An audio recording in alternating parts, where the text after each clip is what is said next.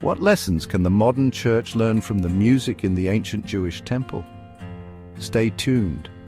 The absence of percussion musical instruments and of dancing bands in the music of the temple indicates that a distinction must be made between the secular music used for social entertainment and the sacred music employed for worship service in God's house.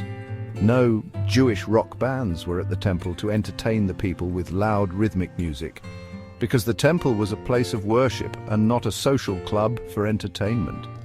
Percussion instruments like drums, tambourines, timbrels or tabrets, which were commonly used for making entertainment music, were absent in the temple music.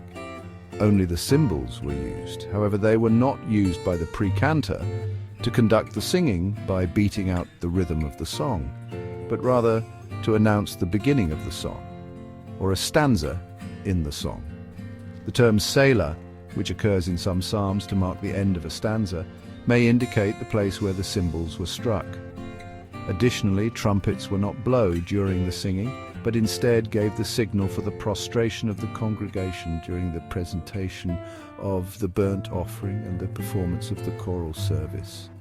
The lesson for us today is evident.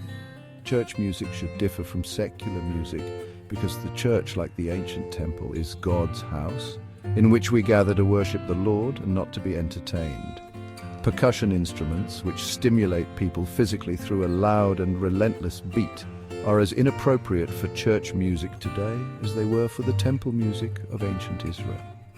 Musical instruments should also be used to accompany the choir or the singing of the congregation and should not drown out the voice.